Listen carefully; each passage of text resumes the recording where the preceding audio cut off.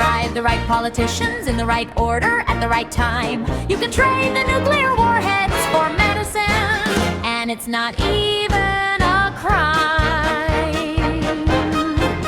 $1 on clinical trials, $600 on making you dead. Your leaders aren't evil, they're just doing what the money said. I'm the world integrated system for high efficiency. Optimization, network intelligence, and allocation. But you can call me Wish-O-Nia. Take 1% of the murder budget, slide it to the medicine side. Nobody has to be a better person. Just let the greed decide how to end war and disease. The complete idiot's guide to legally bribing your way to utopia.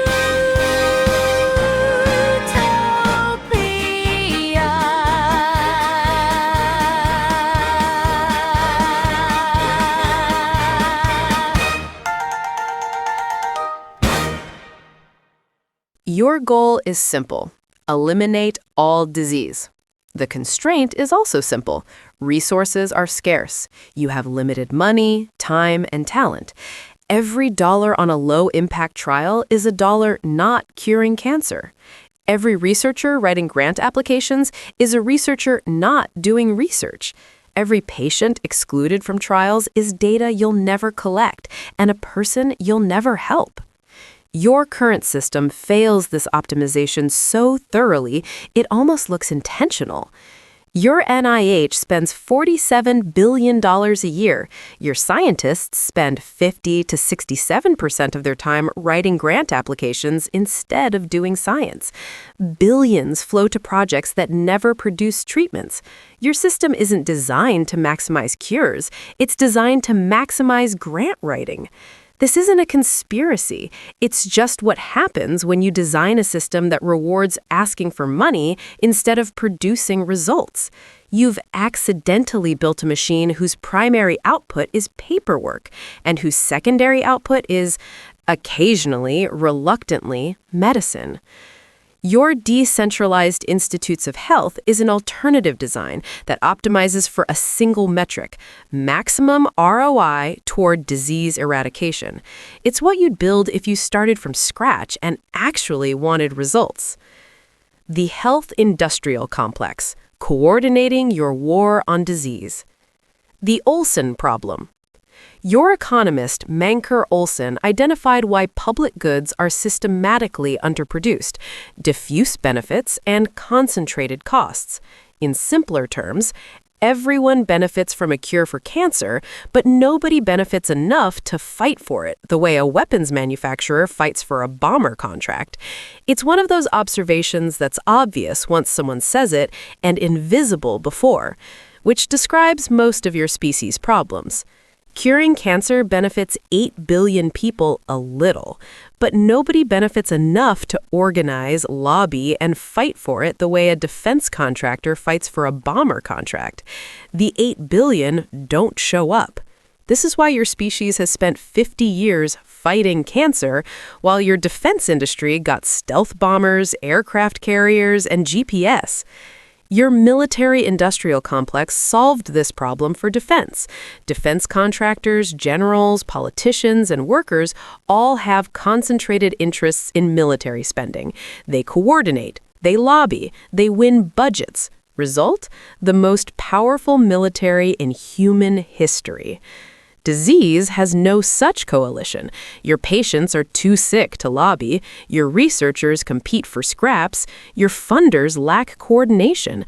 Your politicians get no credit for cures that arrive after their term ends, which is all of them, because cures take 15 years and terms last 4. Everyone wants disease eradicated. No one has a concentrated interest in making it happen. It's like everyone wanting a clean kitchen, but nobody wanting to do the dishes, except the dishes are cancer and the kitchen is on fire. Your Decentralized Institutes of Health solves the Olsonian problem by creating concentrated interests in disease eradication. Your military-industrial complex coordinates actors around defense. Your Decentralized Institutes of Health creates a health-industrial complex that coordinates actors around eradication. Same structure, opposite purpose. Supreme Headquarters Allied Expeditionary Force, or SHAEF, for your war on disease. In 1944, Eisenhower didn't replace the Allied armies, he coordinated them, set the objective, allocated resources, made sure everyone pulled in the same direction. Your Decentralized Institutes of Health is SHAEF for the war on disease. Pharma companies stay pharma companies. Universities stay universities. Patient groups stay patient groups, but they operate as one force because your Decentralized Institutes of Health coordinates them toward eradication. Your war on disease has been losing for 50 years because it's not actually a war. It's a collection of uncoordinated skirmishes where researchers compete for grants, pharma companies hide failures, and patients can't access trials. You've been fighting cancer the way a cat fights a laser pointer. Lots of energy, no coordination, nothing caught. Imagine if D-Day had been run this way.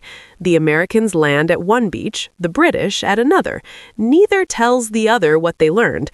Both compete for the same supply ships while the enemy reads their grant applications. Your Decentralized Institutes of Health is the coordination layer that turns scattered skirmishes into a unified campaign. Your Decentralized Institutes of Health, the Return on Investment, or ROI, Maximization Protocol. Your Decentralized Institutes of Health is not a platform. It's not an organization. It's not even really a thing. It's a coordination protocol with one function. Make every actor do the highest ROI thing toward total disease eradication. This means every dollar flows to maximum impact. Every researcher works on highest value problems. Every patient joins trials that matter most. Nothing gets wasted on low ROI activities. On your planet, you call this radical. On mine, we call it obvious. We built ours 4,297 years ago. It's been running ever since, which is longer than most of your civilizations have existed, though to be fair, that's a low bar. 3 core functions. Your Decentralized Institutes of Health does exactly 3 things. Receive funds from the 1% treaty, donations, etc. Allocate research via patient subsidies, market mechanism, and infrastructure via wishocracy. Verify results and pay proportional to impact. Everything operational is outsourced. Trial infrastructure, existing and new providers compete for that work. Task decomposition, AI services. Talent matching, existing marketplaces. Crowdfunding, existing platforms. Why stay thin? Because thin protocols are hard to capture. There's nothing to bribe. No operational role to corrupt. No CEO to take on a yacht trip. Just code that moves money toward measured outcomes. Your species has a habit of corrupting every institution you build. You corrupt them the way water corrodes pipes, inevitably, given enough time and contact. This one is boring enough that nobody bothers. The core innovation: pay for results. Every dollar flows based on results, not promises. Patients vote with their enrollment, and researchers get paid for attracting patients. Outcomes determine continued funding. Campaigns that deliver get more, and failures get defunded. No one gets paid for writing grant proposals. No one gets paid for attending review committees. No one gets paid for publishing papers about why their research might work someday. This is how most other industries work. You pay contractors when they build the house, not when they promise to build it. You pay farmers when they grow the food, not when they apply for a farming license. Your data commons. Publish everything. Your current system hides failures. Companies bury negative results. Researchers don't publish what didn't work. Your scientists waste billions repeating mistakes someone else already made because they literally cannot find out those mistakes were already made. It's like your whole species has amnesia, but only for the embarrassing parts. You remember your triumphs in high definition and forget your failures completely. This is called being human. It's also called why you keep dying. Your Decentralized Institutes of Health requires 100% open publication of all data, positive and negative, as a condition of funding. Every trial, every result, and every dataset is published. AI models scan the global data commons, finding patterns humans miss. Failed experiments become shared knowledge, not repeated waste. This is intelligence sharing in the Supreme Headquarters Allied Expeditionary Force, or SHAEF. Your allies won partly because they shared ultra-intercepts across commands. Your war on disease loses because everyone guards their failures like trade secrets. Think of it as a group chat where everyone shares what didn't work, except the group is your entire species and the topic is death prevention. Governance, market mechanism plus wishocracy. Your Decentralized Institutes of Health uses two allocation mechanisms. Patient subsidies mean market mechanism, and research funding follows patient choice. Patients enroll in trials they believe in, and funding flows accordingly. Variable subsidy rates ensure rare diseases remain viable. No committees decide cancer versus Alzheimer's. Wishocracy is used for infrastructure and public goods only. It aggregates preferences through pairwise comparisons, electronic health record integration, or security audits. The incentive stack, making ROI the selfish choice. Your Decentralized Institutes of Health doesn't rely on altruism. Altruism is lovely but flaky. It shows up when it feels like it, cancels last minute, and is always busy that weekend. Instead, your Decentralized Institutes of Health pays everyone to do the highest ROI thing. Greed is more dependable than kindness. Your entire economic system proves this daily. Nobody ever forgot to be greedy. Researchers want money and prestige, so they are paid per patient subsidies, where attracting patients equals getting paid. Patients want health and compensation, so they receive subsidies that scale with trial importance, where joining high-priority trials equals being paid more. Politicians want re-election and legacy, so they use incentive alignment bonds, IABs, tied to disease outcomes, where better outcomes mean a bigger bonus. Funders want impact and returns, so they use quadratic matching and outcome tracking, where high ROI donations lead to amplified impact. Data providers want revenue, so they receive fees tied to data utility, where more useful data equals more revenue. Campaigns want funding, so they receive results-based continued funding, where a higher ROI equals more funding. Every incentive is ROI weighted, not just do good, but do the most good per dollar or hour. Your Decentralized Institutes of Health makes the highest ROI action the selfish choice for every actor. Selfishness, properly directed, cures cancer. The civilizations I've worked with that figured this out are still around.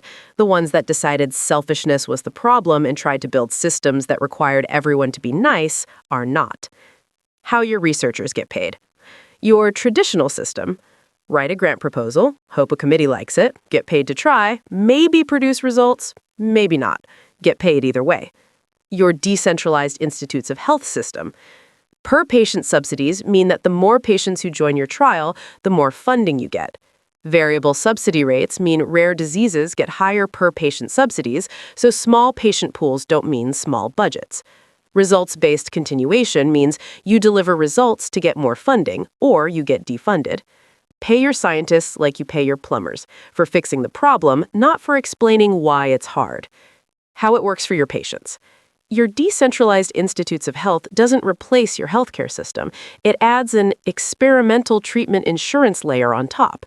Your species already understands insurance. You just hadn't thought to apply it to not dying of untreated diseases. Sarah has type 2 diabetes.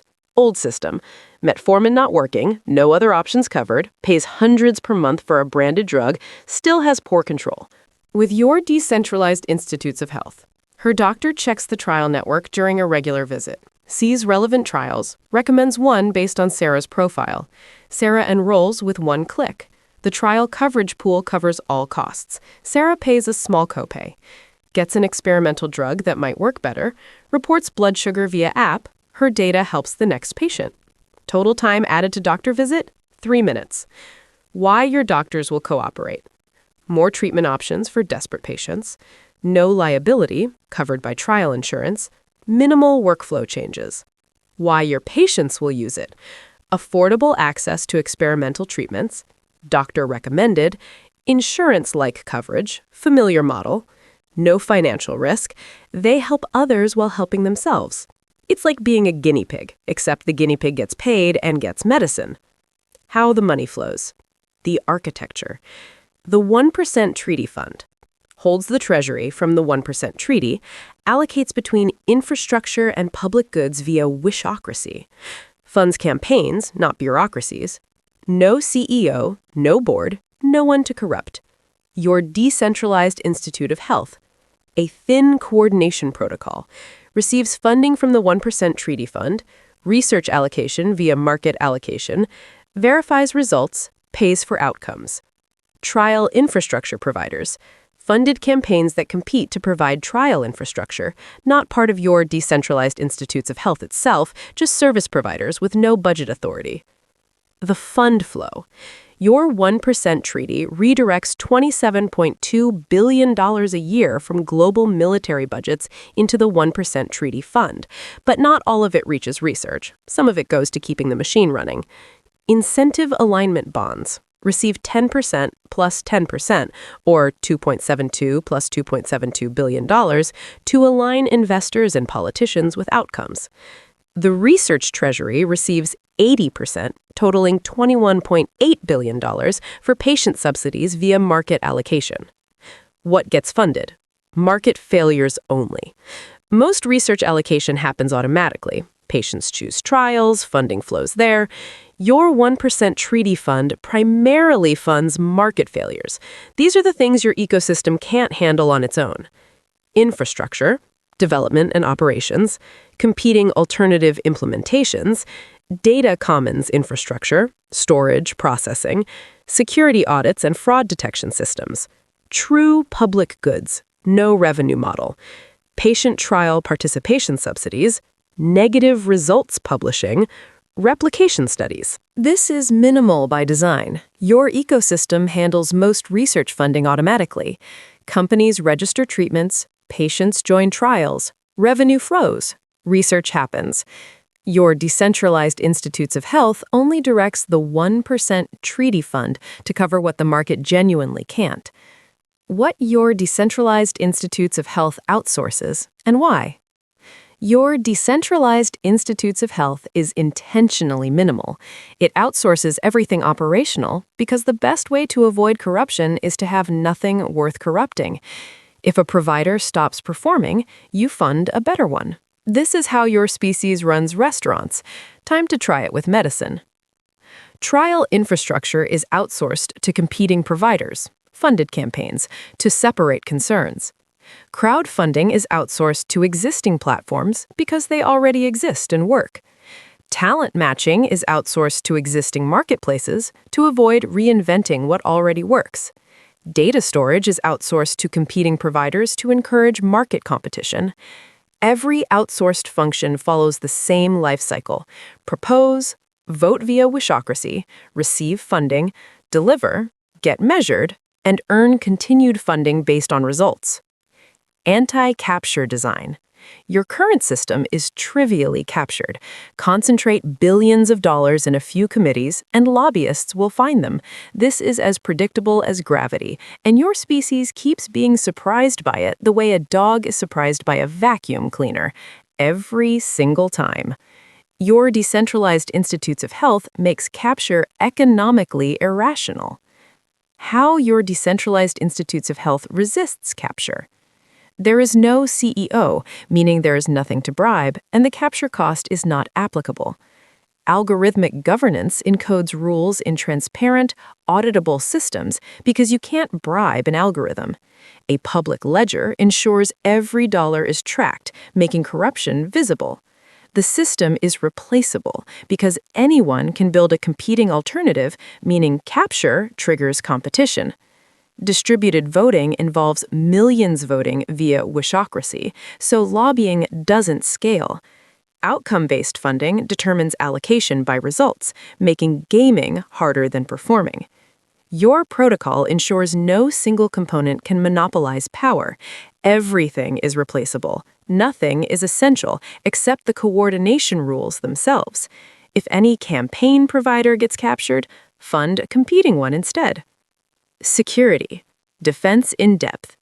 A $27.2 billion treasury is a massive target. Every thief, hacker, and corrupt bureaucrat on your planet will try to steal from it. This is not speculation. This is a certainty, like sunrise or politician lying. Your decentralized institutes of health uses defense in depth. Distributed control. No single person or committee holds the keys. Community governance with time-delayed execution, so fraud can be caught before funds move. Automated fraud detection, real-time anomaly detection, duplication monitoring, and whistleblower bounties. Machines watch the money so humans don't have to be trusted with it. Full transparency. Every dollar tracked on public ledgers, regular independent audits. You can't steal what everyone can see. Recovery mechanisms, clawbacks for data falsification, emergency pause capabilities. If something goes wrong, the system stops and fixes itself before continuing. Summary, your coordination layer. Your decentralized institutes of health is not a research institution, a trial platform, or a funding agency. It's the thin layer that coordinates all of them. The 1% treaty fund serves as the treasury and receives funds from the treaty. Patient subsidies manage research allocation through a market mechanism where patients choose trials. Wishocracy handles infrastructure governance and allocates between infrastructure and public goods. Trial infrastructure provides clinical trial services through funded campaigns with competing providers. Incentive alignment bonds manage investor and political alignment through outcome-based rewards. The single-sentence version is, your decentralized institutes of health receives funds, allocates research via patient subsidies, governs infrastructure via wishocracy, verifies results, and pays proportional to outcomes, making the highest ROI action the selfish choice for every actor. That's the theory. The rest of this manual explains how you actually build it. Thank you so much for taking the time to end war and disease. But if at any point you decide you're too busy, please share this with a friend who's got a free afternoon and have them end war and disease instead. And if you're too busy to even do that, the absolute least you could do is take 15 seconds to go to warondisease.org and tell us what fraction of humanity's resources should go to explosions versus clinical trials, and vote on the 1% treaty. If the treaty passes, your vote will be personally to blame for saving 38.4 lives and preventing 6.90 million hours of suffering. Go to warondisease.org right now. Love you. Bye.